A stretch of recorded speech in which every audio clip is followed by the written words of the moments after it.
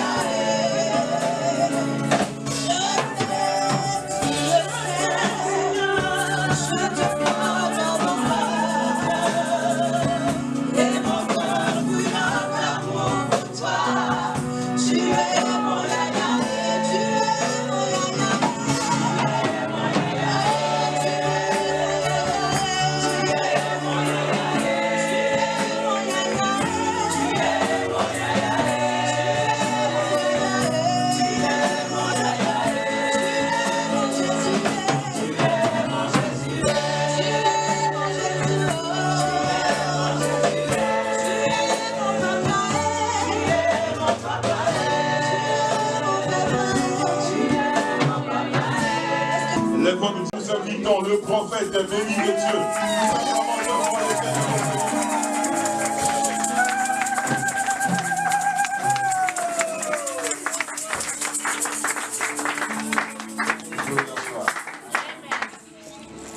Je vais bénir encore le nom du Seigneur pour l'opportunité aussi grande que le Seigneur nous donne de partager, de prier avec les frères et les sœurs.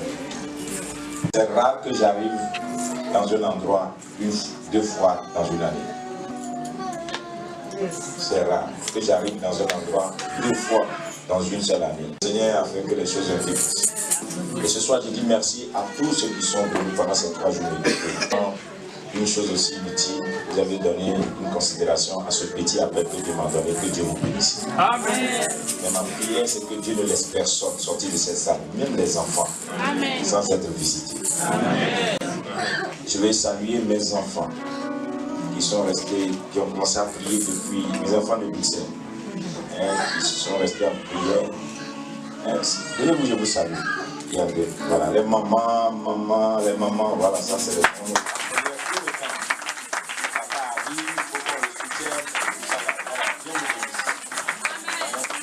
Merci pour le soutien. Et c'est ce que vous devez faire pour votre pasteur. Parce que quand votre pasteur dit je bouge, ne le laisse pas partir avec l'apôtre seul. Vous devez rester en prière pour lui. Parce que le ministère, c'est trop de responsabilité. Je prends au moins 3 minutes pour parler et vous aider à comprendre. Parce que ce qui fait qu'aujourd'hui, nous n'avons pas de place au milieu des anglophones et que les gens ne nous respectent pas, c'est qu'on fait trop de bruit. Et on n'a pas assez de résultats. Nous faisons les choses inutiles. On ne fait pas ce qui est nécessaire. Nous sommes dans l'œuvre de Dieu et l'œuvre spirituelle. Et donc, quand votre pasteur, Dieu l'a appelé, et vous a déclenché une vision, déroulé une vision, et Dieu vous a mis auprès de lui. La chose principale d'abord, c'est le soutien spirituel. C'est de prier pour votre pasteur. Amen. Frère, si vous ne priez pas pour votre pasteur, le diable va prier pour lui. Et si le diable prie pour lui, vous savez ce qui va se produire. C'est-à-dire, celui qui ne prie pas pour le pasteur, il met le pasteur en danger. Parce que le pasteur, il va dans le cas ennemi pour arracher des armes. Et vous pensez que l'ennemi va le laisser ressortir comme ça? C'est pourquoi vous voyez que dans la francophonie, on dit qu'il y a trop de désordre, mais vous ne savez pas. Moi, je pratique la délivrance, ça fait combien d'années? Vous ne savez pas les conséquences de chasser des démons dans le corps d'une personne. La Bible dit que quand il chasse un démon, il part.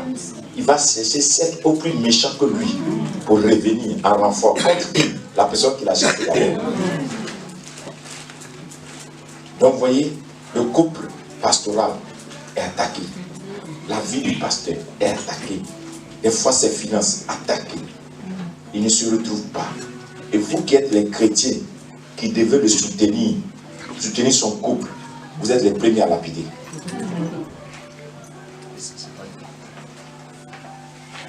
Vous devez faire un bloc autour de l'homme de Dieu. Ne laissez pas n'importe qui s'approcher de votre père spirituel. Ah oui. Moi, ma vie est barricadée par mes enfants en qui je crois. Si tu veux, il faut te plaindre. Mais je ne laisserai pas mes habits. Là où je dois dormir, ce que je dois manger, l'eau que je dois boire, je ne prends pas dans la main de n'importe qui. Si tu veux, fâche-toi. Parce que la chose la plus importante n'est pas de produire, mais c'est de garder ce qu'on a produit. Quand Dieu te donne l'onction, tu l'entretiens comment? Tu gardes ça comment? Et nous perdons trop d'héros, trop de personnes qualifiées. Parce que nous ne sommes pas vigilants. Dieu nous donne des hommes de valeur, mais nous ne prenons pas soin. Tout de suite, quelqu'un vient dans l'église, la personne se lève, je donne 10 000 euros, alléluia, lui, et puis le lendemain, la personne s'assoit là. Mais c'est pas normal. 10 000 euros ne donnent pas une place à l'église. Mais comme vous êtes faible, vous n'avez pas envie de soutenir un pasteur, votre argent s'est caché, vous n'aimez pas donner. Donc quand quelqu'un vient donner 10 000 euros, vous lui laissez la place dans le café. Mais c'est comme ça que la personne va prendre votre pasteur. Et le plan du diable, c'est de détruire le pasteur. Et cette personne rentre dans sa vie à cause de 10 000 euros, 1 an, 2 ans après, vous voyez le pasteur à terre. Vous l'accusez. Mais vous devez vous accuser aussi. Parce que si vous l'avez bien gardé, vous n'allez pas arriver là. Donc Dieu a dit à Adam dans le jardin, cultive le jardin, fais croître, mais garde-le. Adam n'a pas gardé, c'est pourquoi Dieu l'a chassé. L'onction que tu vas aller recevoir aujourd'hui, il faut l'entretenir pour que cette onction croisse au jour le jour. Quand la puissance de Dieu va venir sur toi, moi, les chrétiens qui tombent, c'est pas ça qui m'aime. Ce que tu reçois, est-ce que tu entretiens ça? Pour que dans 1 an, dans 2 ans, ça produise plus. On doit aller de gloire en gloire. On ne doit pas répéter toujours les mêmes choses. Toi, tu tombes tous les jours, tous les pasteurs qui viennent ici, là, tu tombes. Amen. Mais tu n'as jamais mis âme dans la maison du Seigneur. Amen. Donc parler en langue là ne convertit personne. N'a jamais guéri quelqu'un, guéri quelqu'un. Et c'est toi qui nous embrouilles toujours, tu parles en langue plus que tout le monde. Il y a un problème. Amen. Amen. Amen. C'est important que nous produisions. Parce que moi je ne vais pas venir l'année prochaine encore. Et puis on va m'enfermer ici encore pour dire, vous faites bien prier pour nous. Je ne viendrai pas. Ça veut dire que vous n'avez pas d'ambition. La prochaine fois là, on doit aller dans une salle plus grande que ça. Et puis on doit avoir 3 fois la présence. Là on sait que vraiment, on travaille pour le Seigneur. Mais si ça vous venez s'enfermer encore, si on va faire du bruit et puis on va ressortir, le diable se moque de nous. Est-ce que je peux compter sur vous? Amen. Comment qu'on va faire ce soir? Vous allez prendre soin de ça. Amen. Vous allez prendre soin de votre pasteur. Amen. Vous allez prendre soin de maman pasteur. Vous allez prendre soin de l'église. Si vous faites ça, vous allez voir que la gloire de Dieu va être sur vous tous les jours. Amen. Et vous allez aller de gloire en gloire. Amen. Que le Seigneur vous bénisse. Amen.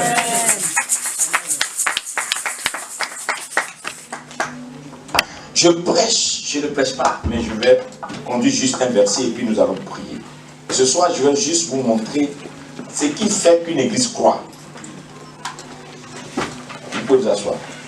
Ce qui appelle la croissance dans une église. Et aussi, pourquoi est-ce que le christianisme est devenu quelque chose qui lasse les gens aujourd'hui. Et si vous m'avez écouté, gloire à Dieu. Et c'est pourquoi j'ai commencé par vous dire de l'entretenir. Amen. Amen. Une onction que tout le monde applaudit, il y a un problème avec. Un appel, regardez aujourd'hui, C'est que vous ne savez pas, vous qui êtes en Europe ici, les gens vous prêchent la philosophie. Vous parlez des bonnes églises. Où les gens sont remplis, ils ne sont pas convertis.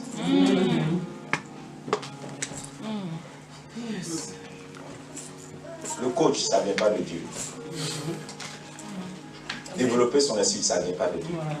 Champion, ça ne vient pas de Dieu. Dieu, Jésus nous a donné une seule chose. Il dit, je m'en vais. Mais le Saint-Esprit viendra et il vous conduira dans la suite des choses. Sans le Saint-Esprit, tout ce que tu fais là, c'est cadeau. Je sais que je vous choque certaines personnes. C'est mon travail en tant que prophète de choquer.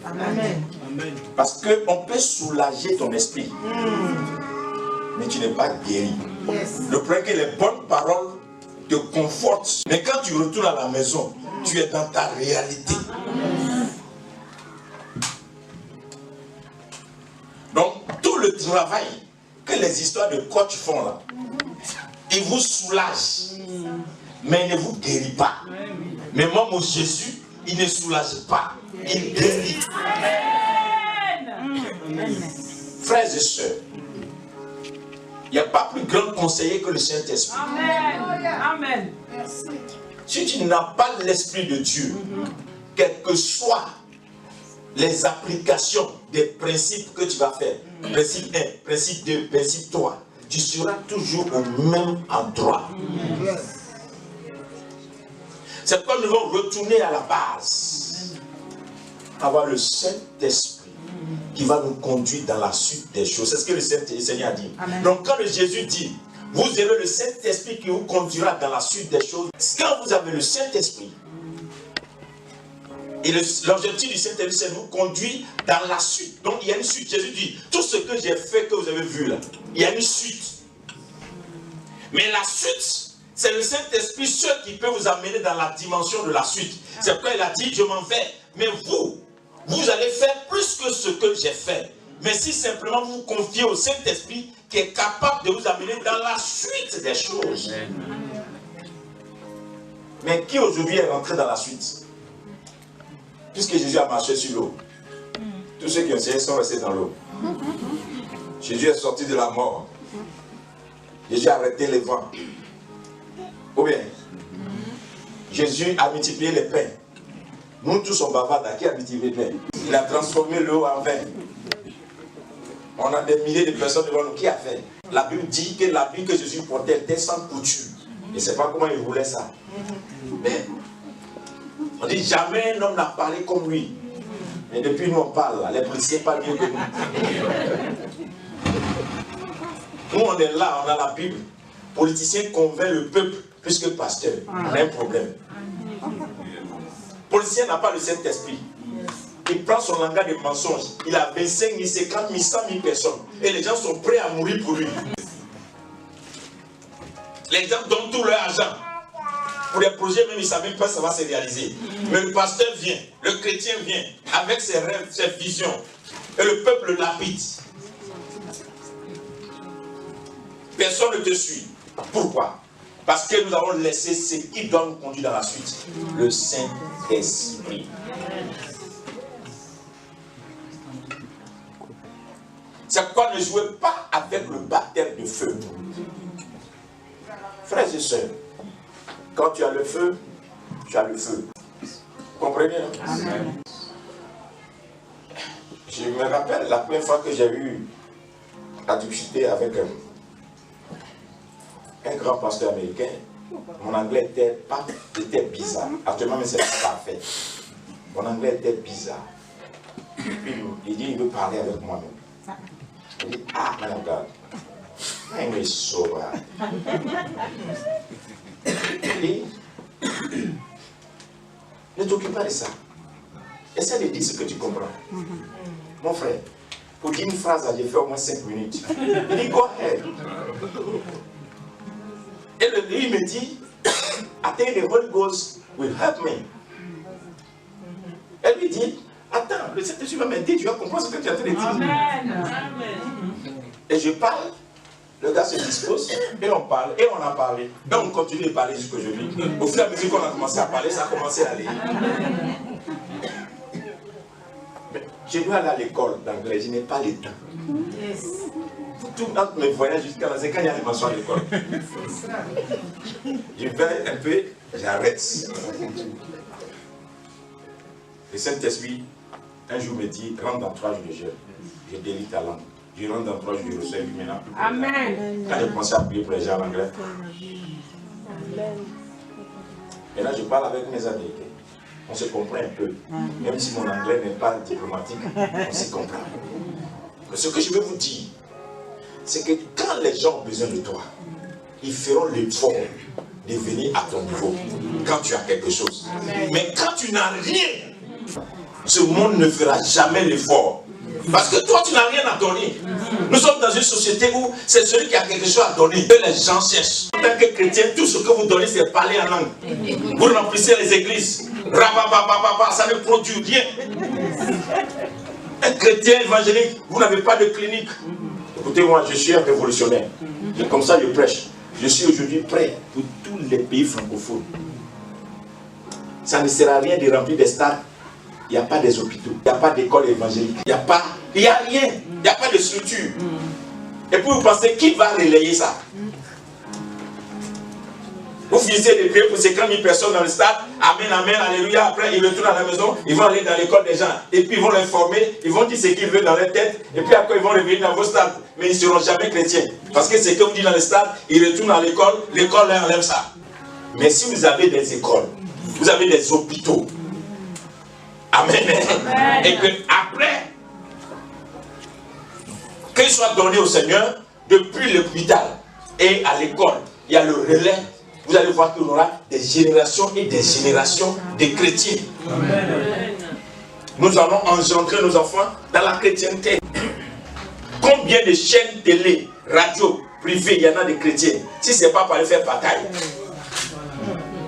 Quand vous avez des radios, des télé chrétiennes, l'autre insulte l'autre, l'autre critique l'autre, l'autre parle contre l'autre. Personne n'enseigne ce qu'il faut pour aller de l'avant. Vous les chrétiens évangéliques de cette dernière temps, j'ai un problème à vous. Vous êtes venus plus païens que les païens. C'est les fêtes, mariage, anniversaire, funérailles et habits. Moi j'aime l'habit. J'aime l'habit. Mais écoute, il ne faut pas faire ça une maladie. C'est que c'est une possession. Amen. Amen. Tu es envoûté. Oui. Amen. Amen. Tu avais une délivrance. Mais quand tu prends tout ce que tu apprends pour bâtir ton avenir, pour aller t'habiller, tu as un problème. Ah oui. Je vous dis, avant que l'onction ne vienne sur vous, là, il faut que je vous dise tout ça là pour vous dire qu'est-ce qu'on fait à l'onction. On ne prend pas l'onction seulement pour parler en langue. Quels sont vos projets? Il n'y a plus de grands chrétiens politiciens au milieu de nous. Il n'y a pas de chrétiens qui sont de grands hommes d'affaires. Il n'y a pas de chrétiens qui ont de grandes études. Quand il y a un chrétien dans l'église qui est intelligent, on ne le transforme pas en pasteur. Poussez-le à être un docteur ou bien à avoir de l'agrégat dans quelques domaines. Tous les pasteurs transforment tous les intelligents en pasteurs. Quelqu'un dans l'église, il est premier à l'école. On voit que les choses avancent. Poussez-le, il n'a qu'à avancer. Lui au moins, il va nous représenter peut-être un jour à l'ONU. Amen. Et nous tous, on est qu'à devenir pasteur.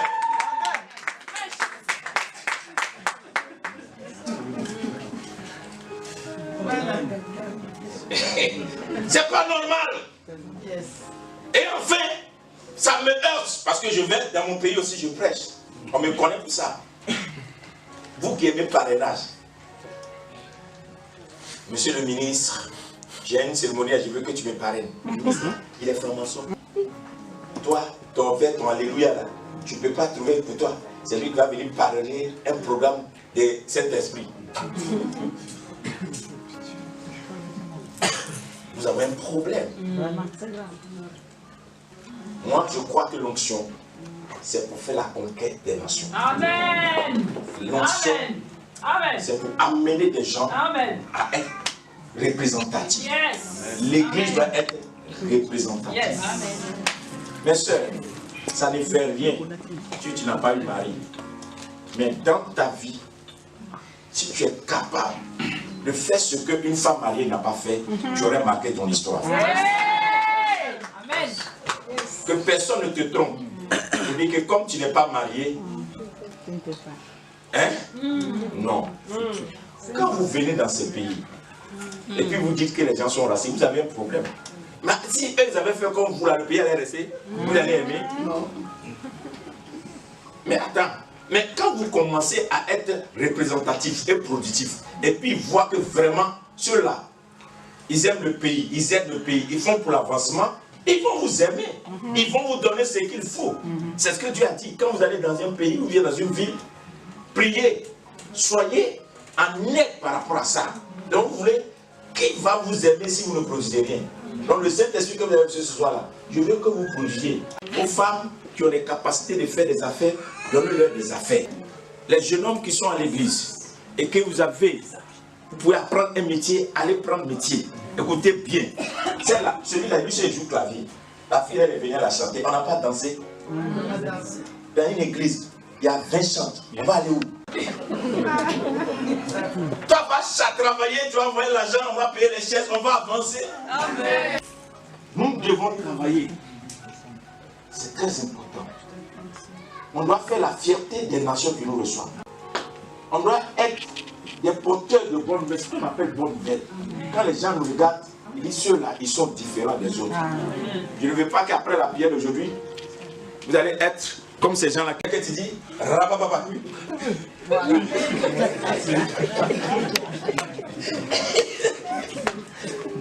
Et puis on commence à faire des choses. Amen. Aidons. Nous-mêmes comprenons que la chrétienté n'a rien à voir. C'est mon deuxième niveau. Mon dernier niveau, je vous montre maintenant, l'église est basée sur le ministère que Dieu a donné, Jésus a donné à Pierre. Qu'est-ce qui fait qu'une église croit? Je vous ramène là-bas. Est-ce qu'il y a des malades ce soir? C'est pas moi qui guéris, hein? Jésus dit. N'aimez pas votre pasteur. Dieu a fait grâce, on a fait un séminaire, on a prié. N'aimez pas les vendeurs d'illusions. Dieu là, on ne l'achète pas. Amen. Les vendeurs d'illusions, c'est quelqu'un qui te vend Dieu. On n'achète pas Dieu. Dieu qui est trop grand pour que quelqu'un te dise que si tu donnes l'argent, tu auras Dieu. Il faut penser un peu. Non. L'onction là, on ne donne pas l'argent pour avoir l'onction. Sacrilège. On sert Dieu auprès d'un homme de Dieu. On soutient l'œuvre de Dieu. On sème dans l'œuvre de Dieu. On aide l'homme de Dieu à mieux servir Dieu. Et alors, l'onction de Dieu se répand sur nous. Et l'église devient puissante. Quelqu'un n'a pas dit Amen avec moi? Donc toi qui seras la prochaine personne à venir ici. Papa, voici mon offrande de 200 €. Il faut que le Saint-Esprit me remplisse. Il y a un problème. On doit te donner 50 jours de jeûne. Parce que tu ne peux pas donner 50 € pour avoir Dieu. C'est que tu as insulté Dieu même. J'espère que je ne suis pas en train de vous déranger. Amen. Amen. Dans le livre de Acte 5, verset 2. Ok, Acte 5, à partir du verset 15. Mais on va dire à partir du verset 1, et vous allez comprendre le verset 15. Mais je ne vais pas prêcher ce soir. Là, je dis le verset seulement, on va prier. Pour ceux qui sont malades, on va prier pour que le Seigneur puisse nous faire grâce, nous baptiser de feu, et que nous soyons des hommes, des chrétiens de la race de Pierre. La manifestation, assez bien. Quand on dit ici, les gens étaient ensemble. Alléluia. Amen. Et on ne parle même pas de Pierre. Les gens étaient ensemble.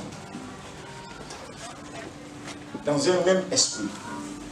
Mais la Bible dit que les gens attendaient que quand Pierre passe dans les rues, donc imaginez quand on entendait qu'ils espéraient que le passage de Pierre dans la rue, s'il passe par là, au moins son nom va guérir. Donc imaginez que je viens à l'église ici, on me dit, prenons l'exemple, je ne suis pas Pierre, mais je prends ça juste pour expliquer.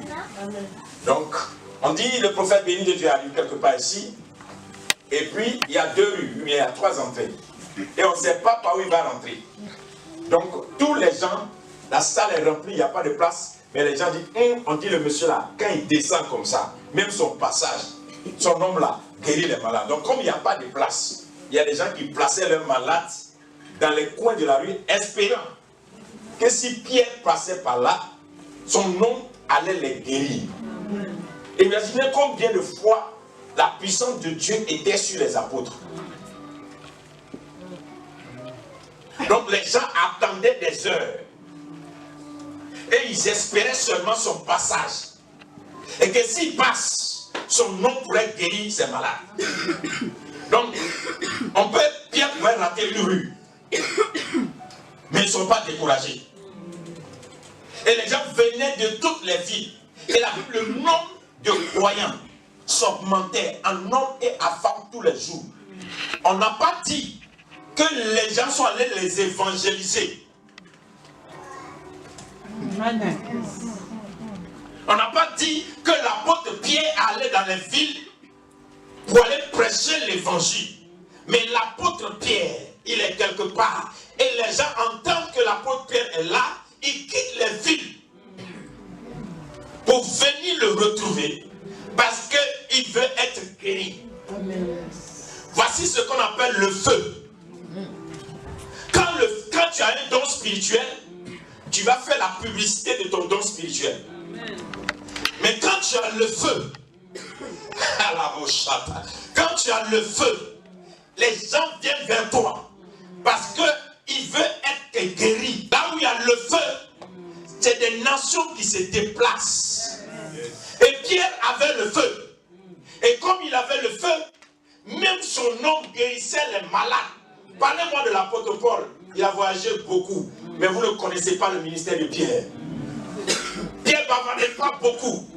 Mais Pierre a rempli plus l'église. Parce que l'église de Jésus-Christ est baptiste, tu crois. Il dit, allez, en mon nom, vous guérirez les malades. Les sourds vont entendre. Les aveugles vont voir. Les paralytiques vont être levés. Et les morts seront ressuscités. Quand les gens sont allés à demander à Jésus, Jean-Baptiste nous a envoyé pour aller demander, est-ce que c'est toi? Il dit, dites-lui, le message est annoncé. Les sourds entendent. Les malades sont guéris. C'est ça qui prouve que c'est moi. Donc Jésus dit, si vous voulez que l'église croisse, cherchez le feu, faites des miracles. C'est pourquoi les faux prophètes, ils vont chercher le feu étranger, ils font miracle. Il n'y a plus de miracle au milieu de nous. Nous sommes trop malades. Les cancéreux sont autour de nous, personne pour les guérir. Les gens sont aveugles. Même les hôpitaux aujourd'hui, il n'y a plus assez de médecins. Tu prends un rendez-vous, tu vas attendre 1 mois, 2 mois pour avoir un rendez-vous. Dieu nous parle, mais on ne comprend pas. Dieu cherche des hommes de Dieu, des femmes de Dieu, des gens qui vont aller dans sa présence. Il va les oindre. Quand tu vas imposer ta main aux malades, les malades seront guéris, les sourds vont entendre, les hôpitaux vont être vidés, la puissance de Dieu va se manifester, les gens vont croire encore au Seigneur.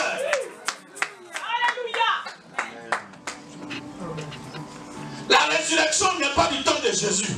La résurrection est encore pour nous. Il a dit, vous ferez des choses plus grandes que moi. J'ai un de mes pasteurs, il s'appelle Ivans. Il marche avec moi. Et puis, il va à l'hôpital malade. Il va à l'hôpital et on tire dans son corps 7 litres d'eau. Et il dit, c'est pourri. Et les gens disent que c'est du cancer. Le médecin dit, il va mourir. Il dit, comment? Il va mourir pourquoi? Le médecin dit, pardon. On peut pas, ce genre-là, on ne peut rien faire. Et l'autre, il pense bien. Il est mis sur mon dos, il dit, Seigneur, c'est mon fils, il ne mourra pas. Échange, prends quelqu'un d'autre. Je l'ai déposé, moi j'ai voyagé. Ça n'a pas duré. Quelqu'un d'autre est mort dans sa famille. Bien solide, il est mort. Lui, il est vivant, il prêche dans mon église. La parole de Dieu, ce ne sont pas des beaux discours. Ecclésiaste a dit, Corinthiens a dit, non.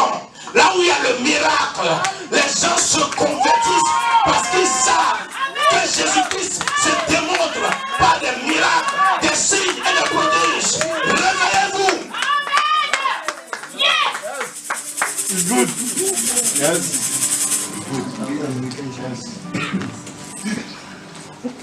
Écoute-moi, tu peux enseigner et expliquer la Bible aux gens comme tu veux. Mais quand tu déposes un cadavre sur dessus, il s'est levé. Les gens vont oublier tout ce que tu as enseigné. Où est parti le ministère d'évangéliste? Où est parti le ministère de la puissance de Dieu? Regardez les nations autour de vous. Tu es sûr, mon frère, qu'un frère belge, il n'aime pas le noir, il te voit, et puis il est malade, il a cancer, et on dit il va mourir dans 1 mois. Et puis on t'amène, écoute-moi ici mon frère, on t'amène chez lui, tu lui imposes la main, et le cancer disparaît. Tu es sûr qu'il ne va pas venir dimanche prochain avec pour dire, moi maintenant je vais aimer les noirs. Son problème, c'est qu'il ne comprenait rien, mais quand tu as quelque chose pour lui, tu deviens son frère de sang, parce que le Christ est fait, le christianisme c'est la seule religion qui unit les nations, qui unit les peuples, et toutes les langues, tous les peuples vont louer Jésus-Christ. Mais ce qui fait que nous pouvons être ensemble, c'est que Jésus-Christ est au milieu de nous. Et si vous ne manifestez pas le véritable Christ, le Christ ressuscité, il va y avoir toujours une séparation entre les peuples. Mais c'est nous qui devons apporter l'unité entre les nations, entre les races et entre les peuples. Mais cette unité, nous devons l'apporter quoi? Par la parole authentique de Dieu, par la puissance de l'évangile, par le message de la résurrection, par la foi véritable. Amen.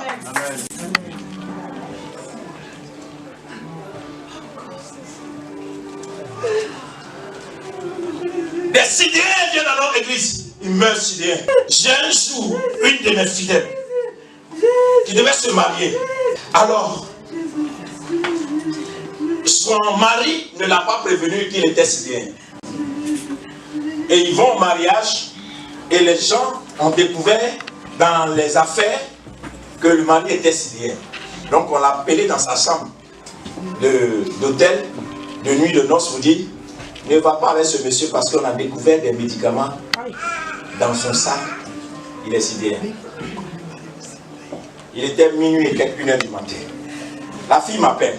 Elle dit, papa, I'm trouble. C'est pas normal. Elle dit, qu'est-ce qui se passe?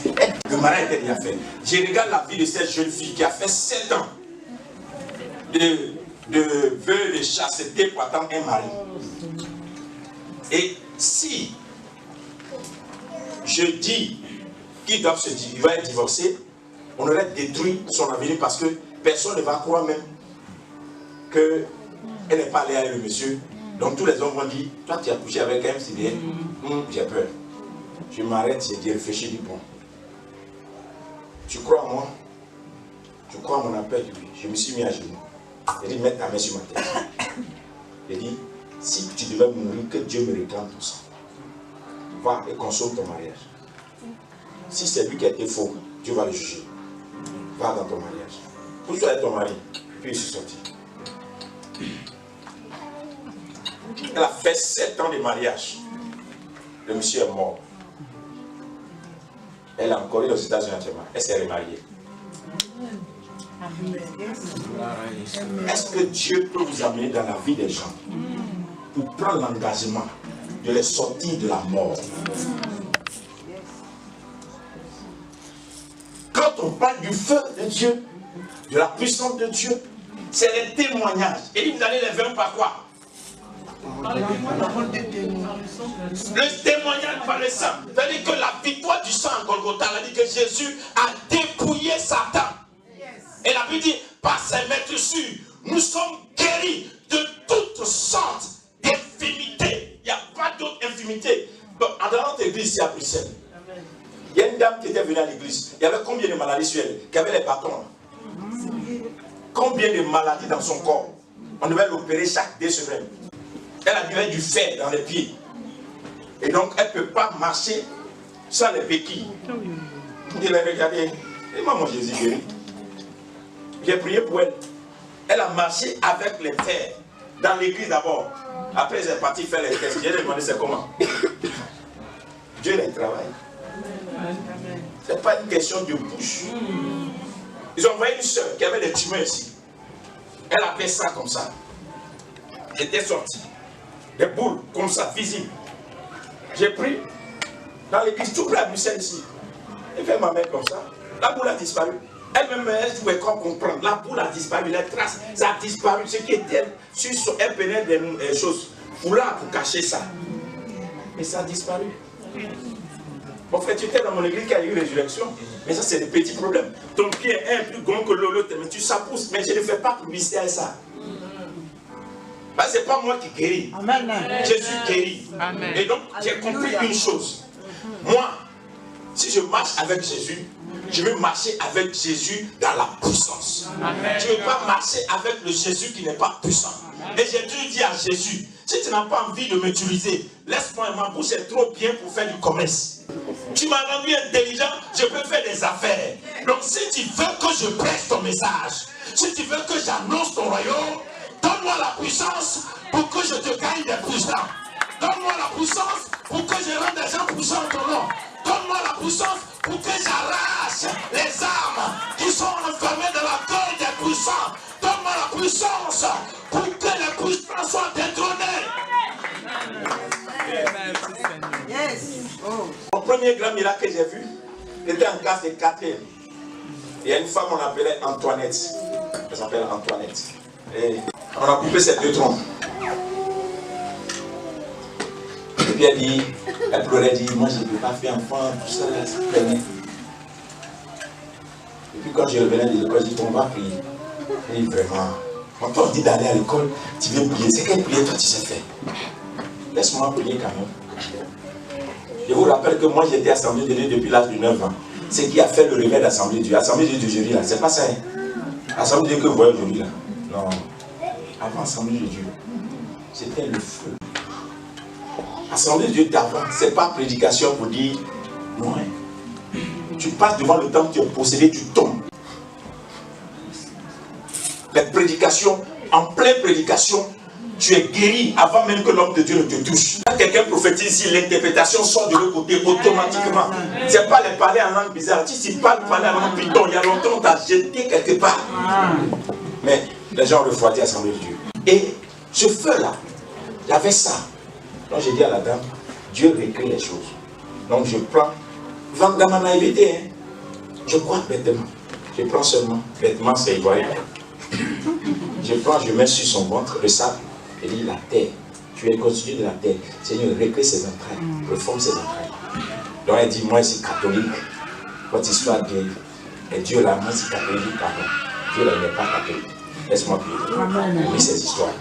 Et je partais jusqu'à pendant 6 mois. Et des fois même quand je dis on va faire la prière, depuis tu pries là, on dirait que c'est ton sable là qui brûle mon ventre, sinon je le vois.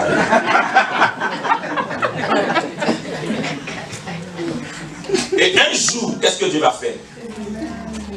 Un jour, qu'est-ce que Dieu va faire? Cette femme-là, elle va se lever. Elle dit, elle voyage pour aller à l'autre. Elle va à l'autre. En plein voyage, elle rencontre un jeune homme. Les deux tombent amoureux. De l'autre, elle revient à Abidjan. Elle est enceinte. 100 ans. Amen. Est-ce que toi vous connaissez Dieu? Vous connaissez Dieu? Mais si tu seras fait selon la foi. Et c'est ce feu-là que je veux que vous ayez à partir de maintenant. Que parmi vous, il y ait des témoignages qui troublent. Il y ait des témoignages qui dépassent le naturel. Ce n'est pas une question de on a prié pour toi, va, le médecin va faire sa part. Non. Jésus enlève tout. Amen. Yes. Pour prendre les grossesses, moi j'arrivais même à définir les grossesses. Je regarde les couples, vous avez fait combien de femmes? On a fait 5 filles. Vous n'avez pas de garçons? Non. Tu veux un garçon, je te donne un garçon. Ah papa, Est-ce que c'est toi qui donnes? Il dit, mais je te donne un garçon. Et puis pas. Le garçon arrive. On me connaît pour ça. Dans mon église à Washington, on chante. Il a fait 5 enfants. Donc ils ont mis les stérilés. Tu sais, quand tu es un Africain, tu es allé aux États-Unis, tu es devenu blanc. Tu penses comme ça. Donc j'arrive un dimanche, je lui dis, Moïse, tu sais qu'il y a un enfant dans le ventre de ta femme? Moïse dit, papa, il faut oublier ça. Là, c'est attaché. Il n'y a rien. Il y a un inspecteur qui me dit, ça va. Et là, il dit, Dieu, on dirait que tu vas aller en Russie. Ça là, c'est pas Dieu qui a parlé. Il dit, ah bon? Ok. Il dit que ta femme là, elle va tomber enceinte cette année. Il arrive. Non, il a dit à mon pasteur, ton prophète, elle va faire des choses comme ça. Ma belle-mère est là. Mon femme là, on a mis appareil $5 000 pour attacher ses pompes. Non, ça ne peut pas. Le processus ne peut pas rentrer là-bas. Ok. Actuellement, la femme là, elle est comme ça. Tous les médecins qui ont placé l'appareil sont dérangés. Ils ont emmené la femme plusieurs fois pour aller tester. Comment est-ce qu'on peut te mettre cet appareil et puis tu tombes enceinte? Actuellement, ils sont en train d'étudier pour voir est-ce que l'appareil n'a pas de défaillance. Ils ont emmené malgré l'appareil. Dieu a fait rentrer la grossesse. J'ai rencontré dans une église où il chantait et puis on lui donnait l'argent. Il a dit plus jamais tu ne vas chanter pour prendre de l'argent de la mère de quelqu'un. Mais moi, j'ai la parole de Dieu pour toi. Si tu ne prends pas l'argent dans la main de quelqu'un, la grâce de Dieu sur ma vie va t'affecter. Tu auras une maison, tu auras un travail, tu auras une entreprise même.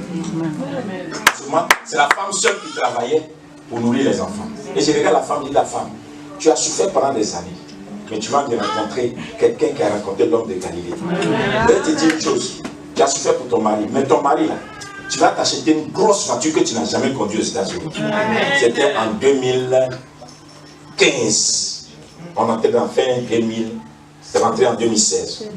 Il a parlé, on a regardé comme ça. Parce que c'est ce qu'il faisait comme petit contrat pour avoir les $200, $300 pour donner à sa femme. Tu viens de lui dire de ne plus jamais faire ça. Il a dit amen malgré lui. Mais quand il est allé, il a accepté, il va faire. Actuellement, je vous dis, à son entreprise, un déménagement, acheter une voiture Chevrolet Suburban. C'est-à-dire que quand il là-bas, les grosses voitures comme ça, la femme là, quand elle roule voiture même pour venir, 2018, la voiture, la maison de... Elle dit, yo Jean, monsieur l'a laissé, c'est pas long. Écoutez-moi